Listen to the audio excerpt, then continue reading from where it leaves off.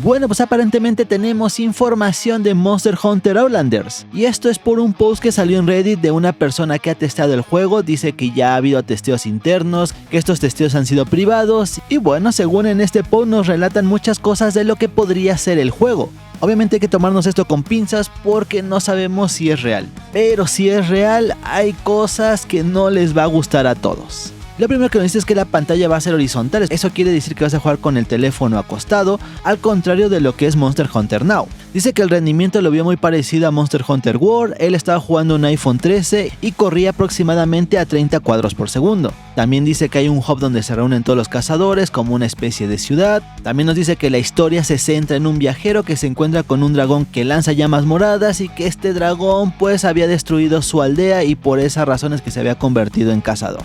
Nos menciona que el mundo es parecido a Palworld, que es un mundo bastante extenso, que los monstruos se van actualizando periódicamente en el mapa. Una de las cosas principales es que tiene un sistema de guaridas, y este sistema de guaridas funcionan como las misiones de arena de Monster Hunter World. Eso quiere decir que va a haber un lugar donde está el monstruo y entras ahí a poder pelear con el monstruo. También nos dice que puedes cazar libremente en el mundo abierto, que no hay un límite de tiempo y que no vas a tener agotamiento de fuerza física. Bueno, quédate con esto porque esto más adelante nos va a explicar de qué se trata. Ahora, también nos menciona que cuando se agote la fuerza física te van a mandar al campamento para poder obtener suministros. Todos los materiales que vayas recolectando de los monstruos van a servir para craftear estaciones en los campamentos. Y que estas estaciones en los campamentos las vas a poder ir ampliando con el tiempo, muy parecido a cualquier juego de supervivencia por lo que veo. Ahora, también nos dice que vas a poder reclutar aliados para que ellos recolecten y cacen por ti en un cierto rango. Eso quiere decir que yo creo que vas a poder tener una especie de mini aldea con algunos personajes que vayas reclutando.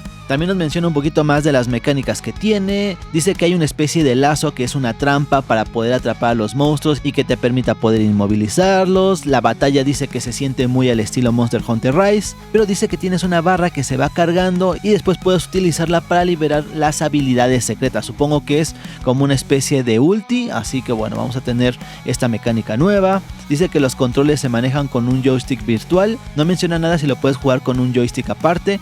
Y que los botones tienes un botón de ataque, uno de evasión y de movimientos ya combinados del 1 al 6. Así que por lo que veo los combos no los vas a tener que hacer tú directamente, sino simplemente presionando un botón vas a sacar el movimiento. Ahora los jugadores van a reclutar aliados para poder jugar juntos. Vas a poder tener 3 aliados contigo. Estos se van a poder obtener completando tareas y con un ticket llamado Hunter Tickets. Y estos tickets son para el gacha. Así es, el juego al parecer va a tener un gacha. Y bueno, por lo que estamos viendo, la base de la economía del juego es gacha.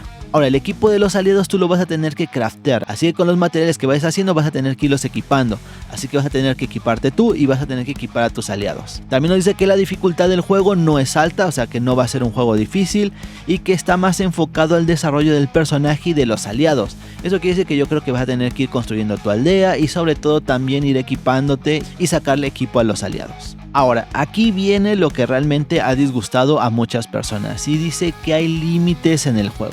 Como nos había mencionado, cazar en el mundo abierto no te va a consumir fuerza física, pero en los nidos sí. Eso quiere decir que si no tienes fuerza física no vas a poder recolectar materiales. Así es, tiene un sistema de energía y esto es algo que no le ha gustado a la gente. Así que el juego te va a estar limitando en los nidos para obtener materiales. Pero lo que sí nos deja claro es que en el mundo abierto no va a consumir fuerza física. Posiblemente para ir a misiones y cosas muy en específicas para conseguir algo no lo tengas de forma infinita, pero cazar en el mundo abierto sí. Ahora hay que ver qué tipo de materiales sueltan en los nidos. Puede que tengas algunos materiales únicos que tengas que esperar por cierto tiempo. Esta energía se va recuperando con el tiempo, pero al parecer vas a poder seguir cazando materiales en el mundo abierto. Pero la diferencia es que aquí no vas a tener un monstruo en específico, sino van a estar cambiando de forma aleatoria.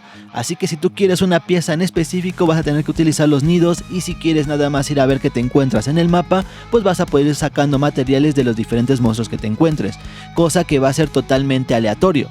Pero hay que revisar qué tipo de ítems vas a poder encontrar en estos nidos que posiblemente sean la clave para poder seguir avanzando. Esto a muchas personas realmente no les gusta, yo me incluyo, que no me gusta que me restrinjan en un juego, me gusta jugar libremente. Si le quiero meter 1 hora o le quiero meter 12 horas continuas, que no me limiten, pero se entiende que el tema de la progresión es algo complicado en un juego de mobile. Así que por lo que vemos, la economía se va a basar en un gacha y en estar recuperando la energía. Ahora hay que ver si hay algo de pago para recuperar energía, porque esto se convertiría en un pay to fast, o la energía va a ser igual para todos y solamente el gacha va a ser para los personajes. Esperemos que Capcom no sea muy agresivo con las microtransacciones como fue en Monster Hunter Now. Monster Hunter Now es muy amigable para los free to play, así que esperemos que siga con esta línea simplemente para atraer más público a la saga principal. Ahora hay que dejar claro que esto no está confirmado que sea cierto, pero si esto es cierto me gustaría saber qué piensas, así que dejen un comentario que los estaré leyendo. Yo soy Erulas y muchas gracias por ver este video. Bye.